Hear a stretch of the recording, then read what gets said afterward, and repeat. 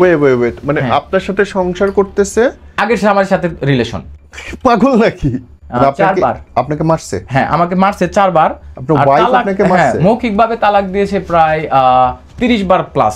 তুই যখন চুরি করলি আমাকে বইলাই নিয়ে যাইতি, সবকিছুই তো তোর। আমি যদি না, আমি আর কয় টাকা খাইতে পারবো?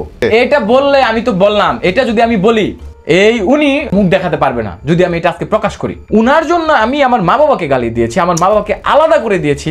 আমার সন্তানটা আমি বাড়িতে নেওয়ার সাহস পাই নাই, কারণ আমি এখনো বুঝতে পারি না যে উনি আমার সন্তানকে মেনে নিয়েছে কিনা। আমি 3 জন মানুষকে সবচেয়ে বেশি ভালোবাসি, সেটা হচ্ছে আমার মা, দেন আমার ছেলে, এবং এই যিনি আমার এক্স ওয়াইফ ছিলেন। কিন্তু আমি মন থেকে, যে আজকে বললাম, আমি ওনাকে মন থেকে অনেক অনেক অনেক ভালোবাসতাম। ভাই আপনার প্রেম বিয়ে তো খুবই আলোচিত, আপনি নিজে অনেক আলোচিত মানুষ, বাংলাদেশে ওয়ান অফ দ্য কি বলে ভাইব্রেন্ট ক্রিয়েটর। আপনার মানবতার সেবা দেখছি, আপনার মানুষকে সহায়তা করা, সেই আমরা যখন কেউই পেজ খুলি নাই তখনই আপনি বাংলাদেশে ভাইটাল। অথচ আজকে আপনারে কথা বলতে হচ্ছে আপনার পার্সোনাল লাইফ নিয়ে, আজকে আপনার নিয়ে মানুষ কথা বলার সাহস পাইতেছে। কেমনে, কেন? আসলে ভাই, এই ধরনের পরিস্থিতির সম্মুখীন হব এটা আমিও কখনো ভাবি নাই। তো আমার যিনি এক্স ওয়াইফ ছিলেন, এর পূর্বে আমার একটা অতীত ছিল। 2018 সাল পর্যন্ত আমি বিজিবিতে জব করেছি। তো আমার প্রথম ওয়াইফ মহিলা পুলিশ ছিলেন, অনুমতি না নেওয়ার বিয়ের কারণে আমার চাকরিটা চলে যায়, আমি এটা শেয়ার করেছি। তো ফাইনালি লং টাইম আমি এই দাম্পত্য জীবন থেকে নিজেকে দূরে রেখেছিলাম। আমার একটা সন্তান আছে, মিহাল। কত বছর বয়স? মিহাল এখন বর্তমানে 7 বছর প্লাস চলতেছে। তো সেকেন্ড পার্সন হিসেবে যিনি আসেন, উনি আসছিল একদিনের পরিচয়ে। একদিনের পরিচয়ে ওনাকে আমি বিয়ে করি। একদিনের পরিচয়ে মানুষকে একদিনের পরিচয়ে উনি আমার ভিডিও দেখে আমাকে নক করে। মূলত উনি যে আমাকে বিয়ে করেছে, ওনার বিয়েটা ছিল আমার প্রতি ভালোবাসা ছিল না, সেটা ছিল আমার পরিচিতি, আমার সুনাম। এই দিক বিবেচনা করে উনি আমাকে নক করেছিল। পরবর্তীতে দেখা হওয়ার পর উনি ওনার অতীত লাইফের একটা হিস্টোরি আমার সামনে তুলে ধরে, যে ওই প্রথম দিন দেখার সময়, গল্পের সময়। হ্যাঁ, মানে এটা হচ্ছে কি আপনার এমন ভাবে মোটিভেট করছে যে তার প্রতি আমি একেবারে আকর্ষিত হয়ে যাই। যে তার ফার্স্ট স্বামী হাজব্যান্ড মানে নেশা করতো, ড্রাগ অ্যাডিক্টেড ছিল। তো এই কথার উপর ডিপেন্ড করে ওর প্রতি আমার অনেক মায়া লেগে যায়, যে মেয়েটা এত নরম মনের সত্য কথা বলতেছে। পরবর্তীতে আমার ফ্যামিলিগত বিষয় আমি তার সাথে শেয়ার করি। সেকেন্ড দিন 2 দিন পরে আমি তাকে আমার বাড়িতে নিয়ে যাই, আমার মা বাবা ফ্যামিলি সবাইকে দেখাই, এবং তার বোনের জামাই তার মা বাবার সাথে কথা বলেই আমাদের বাড়িতে বিয়ের কাজটা সম্পন্ন হয়।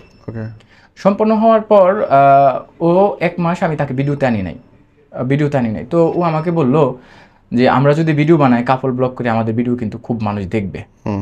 তো দেখার কারণ আছে, এটা আমিও জানতাম যে আমাকে নিয়ে অনেক আলোচনা সমালোচনা হয়েছে। তো এই সুবাদে ওকে যখন ফার্স্ট ভিডিওতে আমি আনলাম, আনার পরে ও কিন্তু অনেক হ্যাপি, অনেক সুখী। কিন্তু সেকেন্ড বার ঠিক 15 দিনের মাথায় ও টিকটক করতে চাচ্ছে। টিকটক গান দিয়ে মুখের অঙ্গভঙ্গি চেঞ্জ করে। তো আমি বললাম যে আমি কাপল ভিডিও যে তৈরি করতেছি, আমি বাংলাদেশের মানুষের সামনে বিষয়টা এমনভাবে প্রেজেন্ট করতে চাই যে কাপল ব্লগারদের এখন অনেক গালিগালাজ দিচ্ছে। আমি চাচ্ছি যে আমার মাধ্যমে যে ভালো কিছু উপহার দেওয়ার জন্য। বিগত 6 মাস যে যিনি আমার এক্স ওয়াইফ ছিলেন, ওনার যে কন্টেন্ট উপহার দিয়েছি, আমি একটা বাজে কন্টেন্ট মেক করি নাই। কিন্তু উনি কয়েকবার টিকটক করতে আসছে, মানে স্বাধীনভাবে চলতে চাইছে। কিন্তু যেহেতু সে আমার ওয়াইফ, তাকে নিয়ে আমি সংসার করতে চাইছি। স্বাধীনভাবে মানে কি ওনার পোশাক আশাকে অসুবিধা নাকি? না, স্বাধীনভাবে বলতে আমি বলি বিয়ের ঠিক এটা হবে 35 দিনের মাথায় ওই ভিডিওটার শোটা আমার কাছে আছে। ও উন্নাটা এখান থেকে ফেলে দিয়ে ছড়িয়ে দিয়ে এটুকু আর কি মানে উন্মুক্ত করে দিয়েছে। তখন আমি ওকে লাথি দিতে গেছি, যেটা সত্যি কথা বললাম, যে এরকম কেন করলি, তো তুই তো আমার ওয়াইফ, আমি চাই না যে কেউ রুস্ট করুক এই বিষয় নিয়ে। তো 6 মাস পর্যন্ত আমি তাকে যত ভিডিও মেক করেছি সবগুলো আমার মেক করা ছিল, অল মেক করা। আমি আগে তাকে ডিরেকশন দিয়ে বলে দিয়েছি যে এইভাবে এরকম হবে, এরকম বলবা, তাহলে তোমাকে সবাই সহজ সরল হিসেবে মেনে নিবে, ভালোভাবে নিবে। হ্যাঁ, আমি দেখাইতে চেয়েছি যে একটা গ্রামের শহর থেকে একটা গ্রামে মেয়ে গেলে সে কিভাবে সংসারী হয়, কিভাবে মা বাবার সাথে মিলেমিশে থাকে, কিভাবে সুখে শান্তিতে সংসার করা যায়, এই জিনিসটি আমি প্রেজেন্ট করেছি। অথচ বিয়ের কিন্তু 1 সপ্তাহের মাথায় আমার মা বাবার সাথে সেপারেট হয়ে যায়। সো এখানে আমি যদি 1 বস্তা চাল কিনি না, 2 বস্তা কিনি, 1 বস্তা আমার মায়ের, 1 বস্তা আমার, যাই কিনি 2 ফানা কলা কিনলে 1 ফানা আমার মায়ের, 1 ফানা আমাদের। তো এভরিথিং। ও যদি আমার কাছে একটা বার্গার দাবি করতো, আমি বার্গার নিয়ে আসতাম 3টা। ও আমাকে বারবার জিজ্ঞেস করতো আমি তাকে ভালোবাসি কিনা।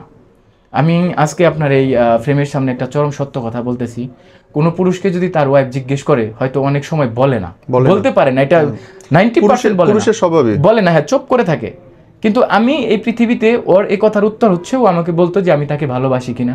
আমি 3 জন মানুষকে সবচেয়ে বেশি ভালোবাসি, সেটা হচ্ছে আমার মা, দেন আমার ছেলে এবং এই যিনি আমার এক্স ওয়াইফ ছিলেন। জি। আমি কখনো ভাবি নাই যে উনি আমাকে এভাবে তালাক দিয়ে আমাকে চলে যাবে।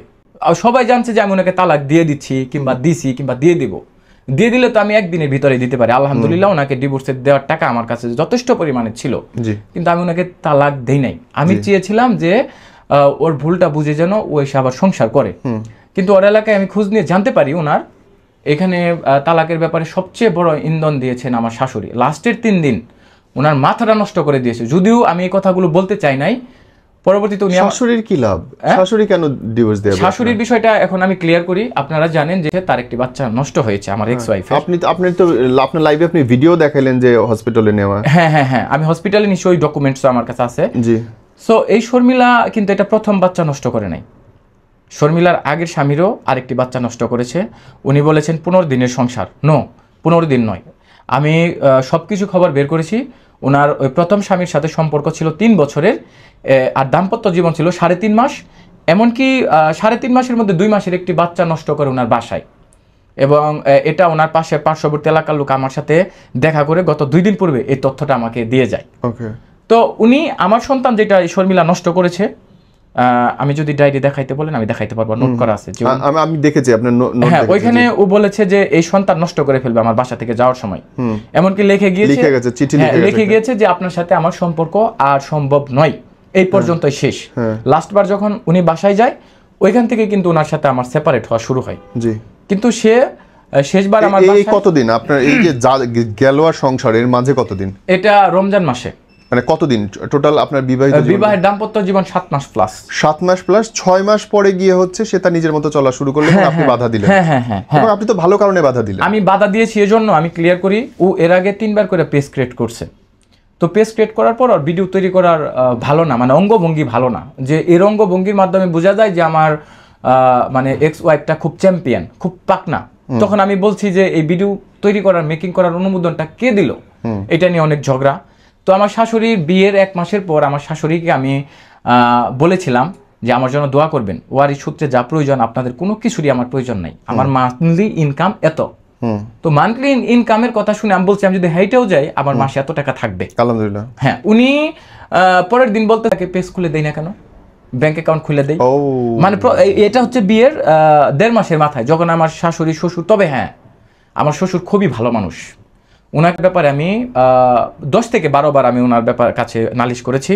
উনি আমাকে বারবার বুঝিয়েছে, বাবা তোমারও এটা সেকেন্ড ওয়াইফ আর সেকেন্ড স্বামী তুমি, তো পরবর্তীটা খারাপ দুইজনেরও হইতে পারে, কষ্ট হলেও সংসার চালিয়ে যাওয়া উচিত।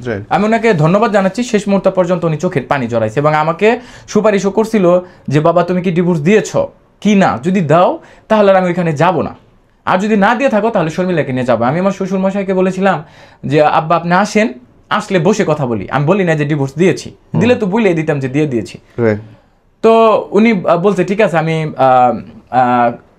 কয়েকদিন পরে যাচ্ছি।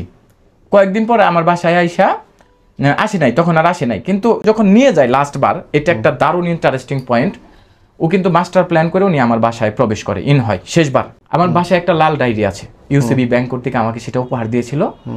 তো ওই ডায়েরির ভিতরে আপনি হয়তো জানেন যে আমাদের বিজনেস ম্যানেজার কিংবা গুগল অ্যাডসেন্সের যে জিনিসগুলো থাকে, আমার 8টা পেজই বড় বড় আলহামদুলিল্লাহ, আমার ওইখানে 30 লাখ টাকা হোল্ডও হয়ে আছে জি ফ্ল্যাগের কারণে। তো আমি ওকে বলছি এইটার ভিতরে আমার 70 থেকে 80 লাখ টাকার ডকুমেন্টস আছে, আর এই সিমটা যদি কারো কাছে যায় সব চলে যাবে।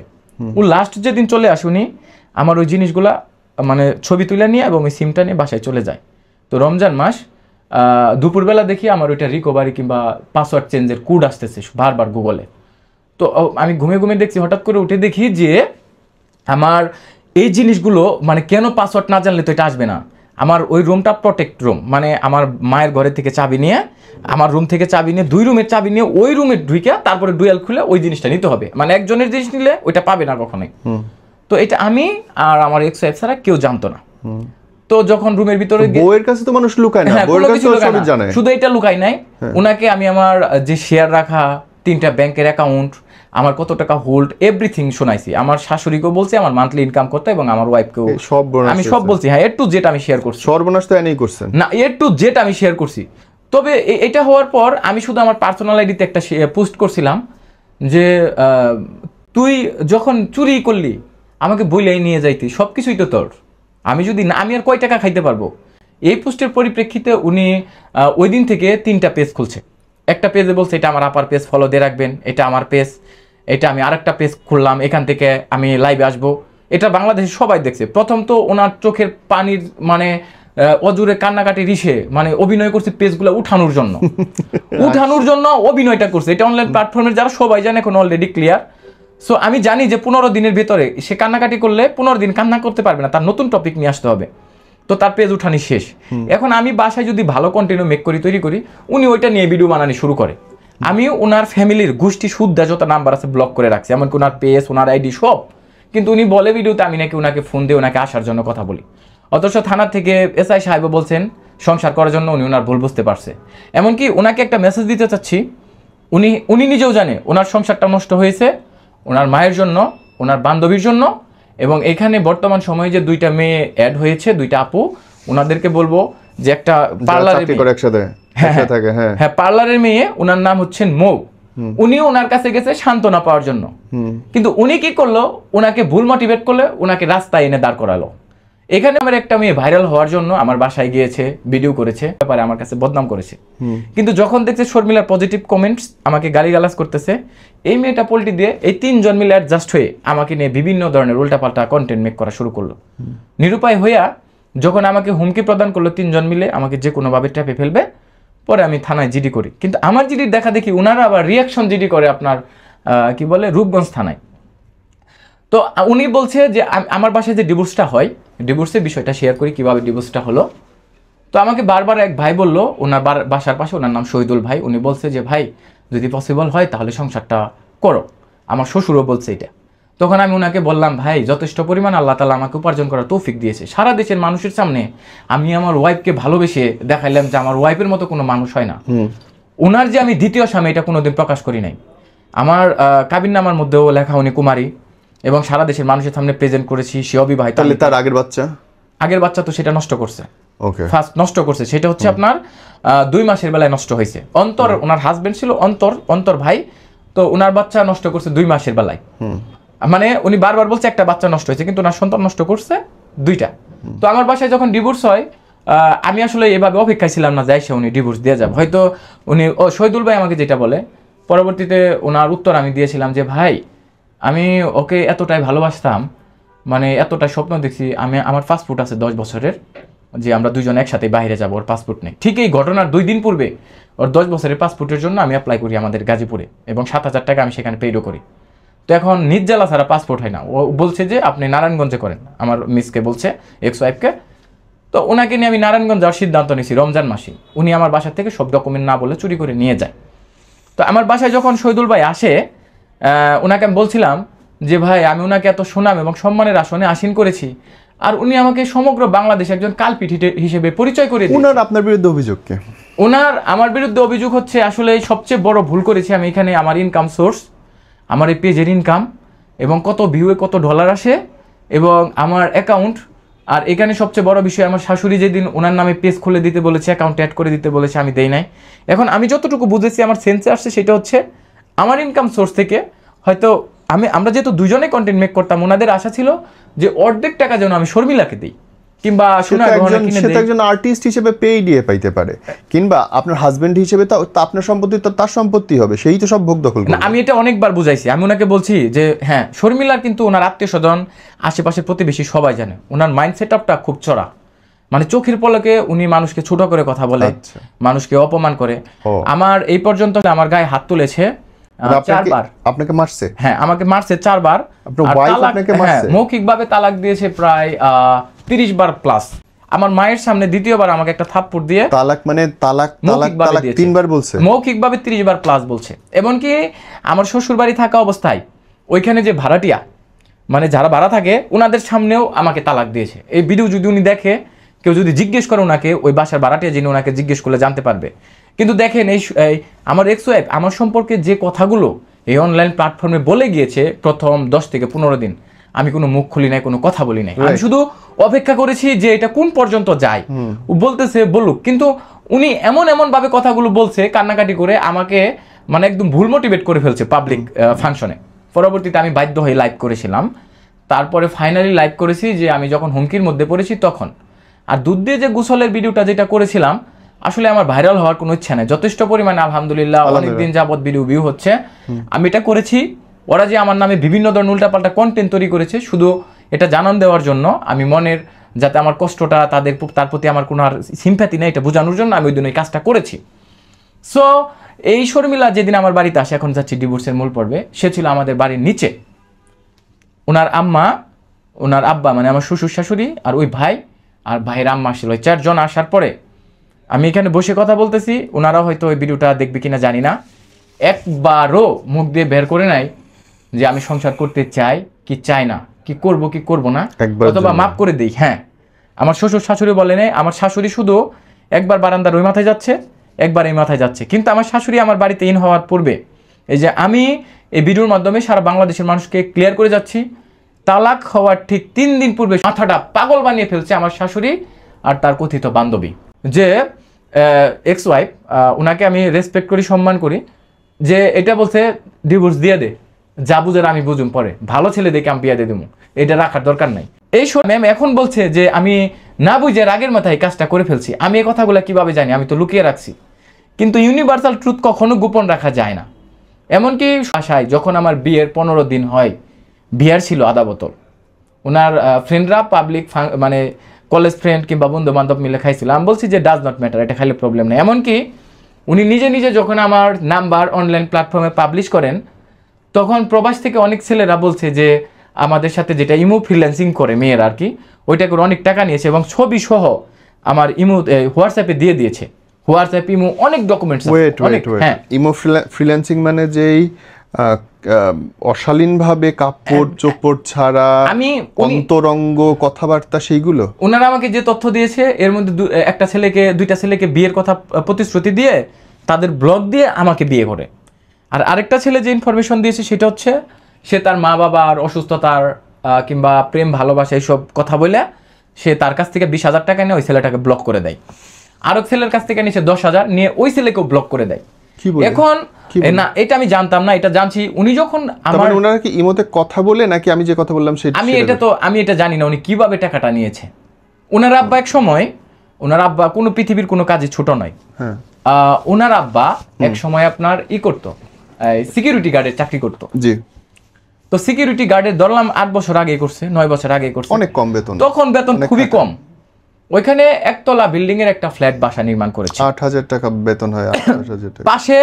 পাশে একটু দূরে আরো 5% জমি ক্রয় করেছে, ওইটার দাম সম্ভবত 30 না 40 লক্ষ টাকা।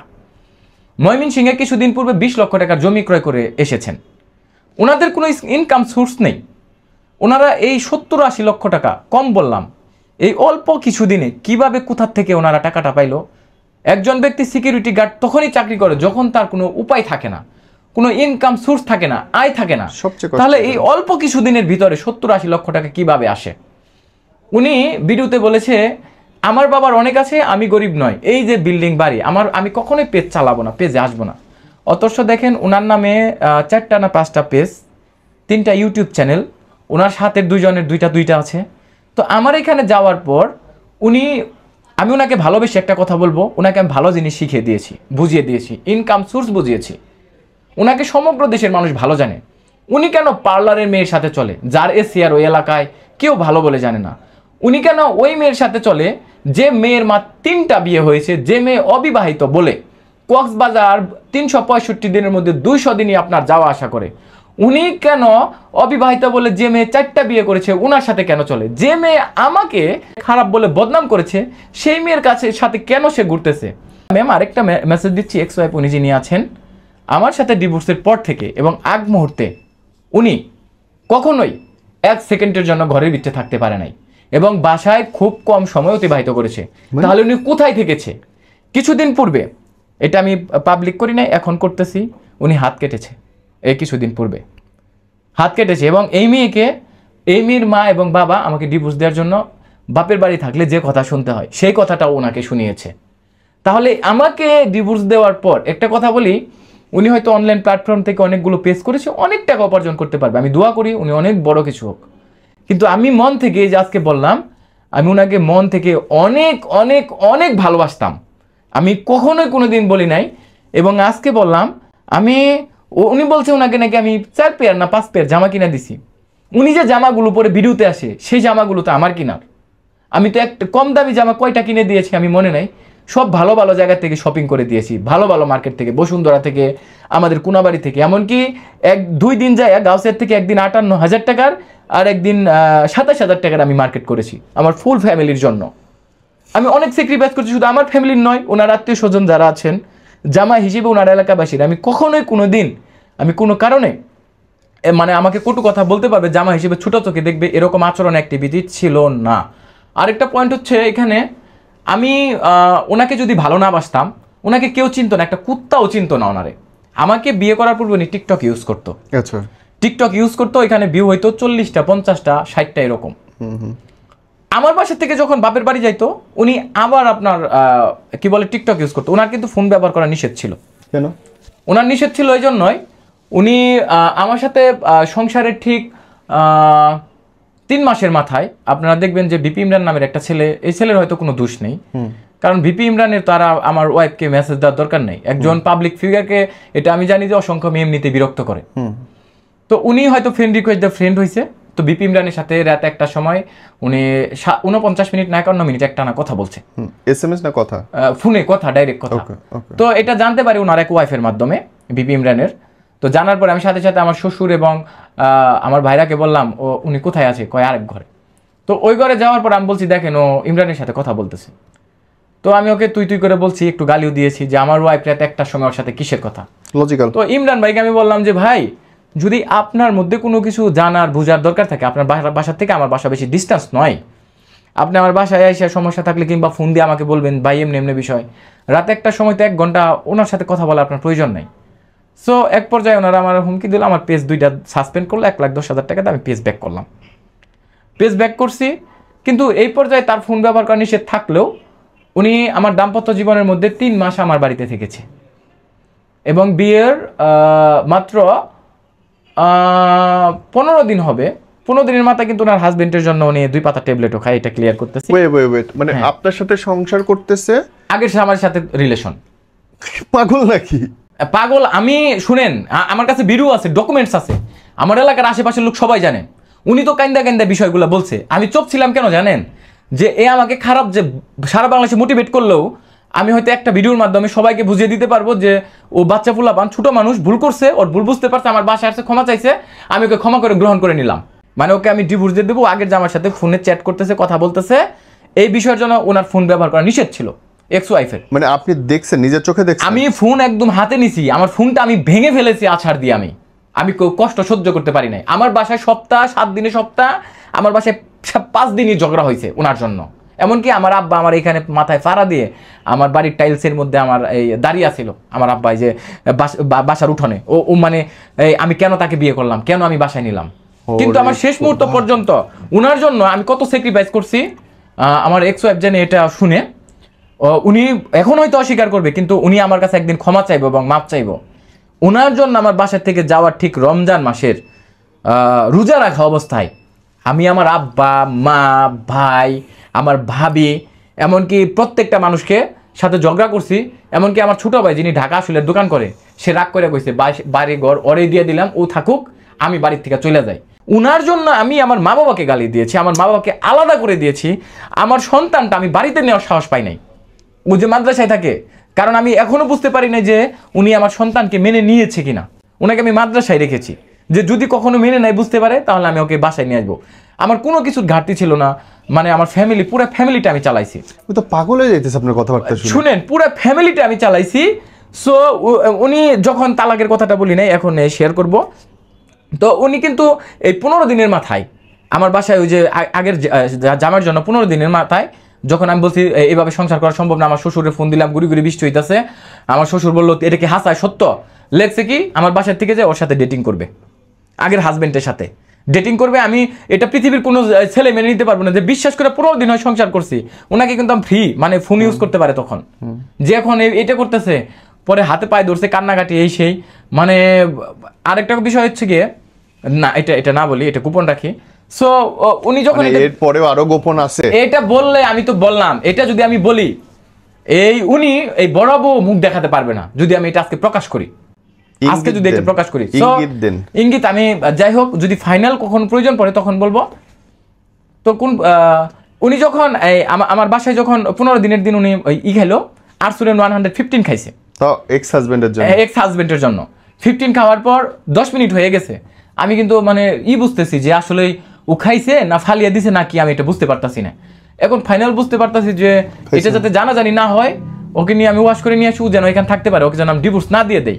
পরে দ্রুত আমার ছোট ভাই ফ্রেন্ডে আমি ফার্স্ট গাড়ি রিজার্ভ করে আমি অটো দিয়ে পাঠিয়ে দিলাম, আমি টাকা নিয়ে দ্রুত যাইয়া আমি ওনাকে হসপিটালে ওই দিন থেকে সকাল পর্যন্ত, সকাল না দুপুর পর্যন্ত আমি হসপিটালে বসে, হসপিটাল থেকে আমি একটা কদম আমি বাইরে পাঠাই নাই, ওরা আমি সেবা করছি। শুধু তাই নয়, আমি আমার জায়গায় অন্য কেউ হইলে ডিভোর্স দিয়ে দিই। আপনি তো হেভি স্বামী, আরেকজন এক্স স্বামীর জন্য ওষুধ খাইতেছে, বর্তমান স্বামী সেবা করতেছে। হ্যাঁ, ওয়াশের আমার কাছে আছে, দেখলাম, এখানেই শেষ নয়, উনি কিন্তু এরপরও ইমরানের সাথে কথা বলছে। এত রাতে ইমরানের সাথে কথা বলার প্রয়োজন নাই, ওনার ফোন ব্যবহার করার সাথে আমার বাসায় থাকছে 3 মাস, ওনার বাপের বাড়ি যা থাকছে 4 মাস, 4 মাস ওনার ফোনটা লকারে থাকছে, যে দেই লুকে লুকে তারপরে ফোন ব্যবহার করে। কিন্তু উনি যে লুকে ফোন ব্যবহার করে, ওই লুকে ফোন ব্যবহার করার ওই লোকটাকে আমাকে বলেছে আমি নাকি পরকে করি। এখন যাচ্ছি ওনার পয়েন্টে, আমাকে হাজার হাজার মেয়ে মেসেজ করে, টেক্সট করে, আমার কি পরকে করার কোনো প্রয়োজন আছে? আমি এটা সমগ্র বাংলাদেশের যারা আপুরা বোনেরা যারা মেসেজ করেন, আমি আপনাদেরকে বলছি, কখনো কি আমি আপনাদের কুপ্রস্তাব দিয়েছি কখনো, কিংবা খারাপভাবে ইঙ্গিত করেছি? আমার কেন পরকে করতে হবে, কেন প্রেম করতে হবে?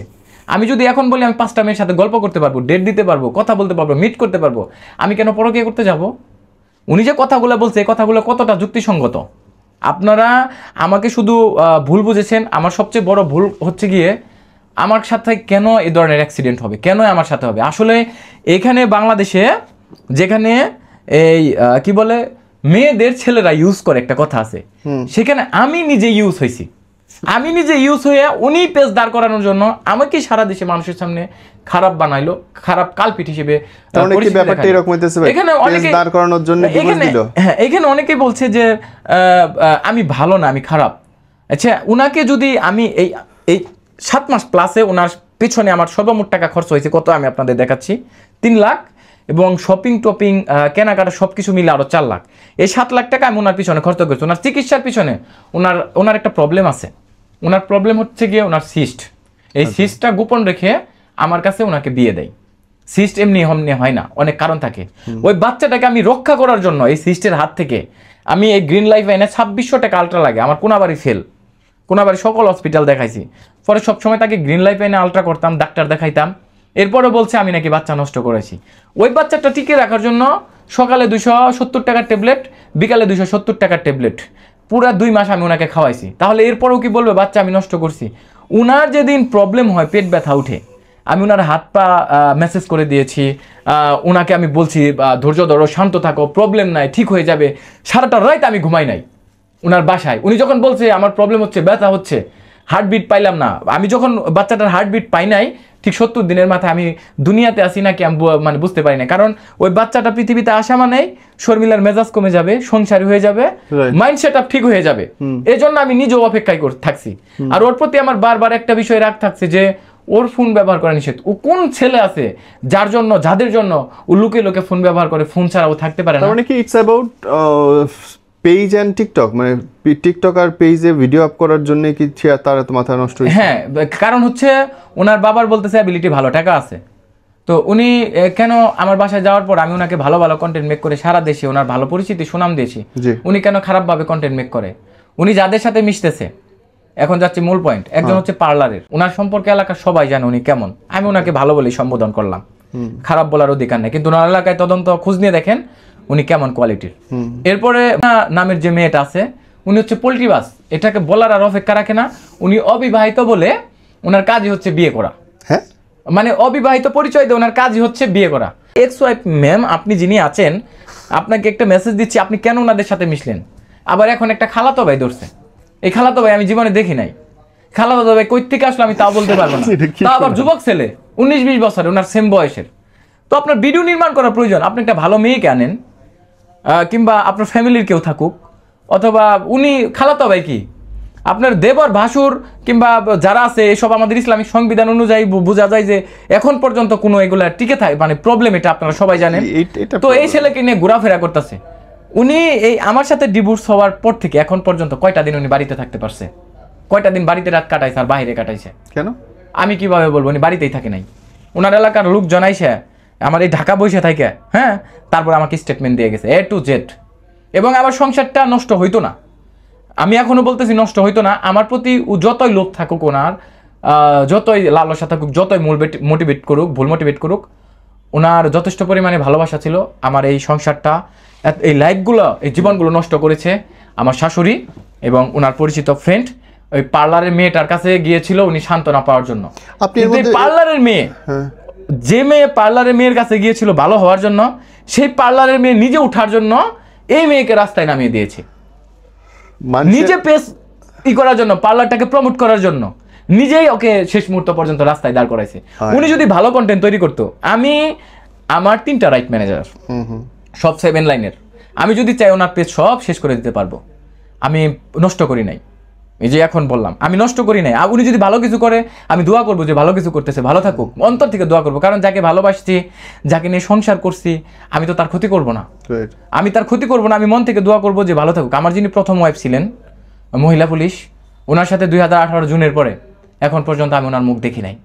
আমি বলতে পারবো না উনি কিরকম, মানে না আমি দেখি নাই।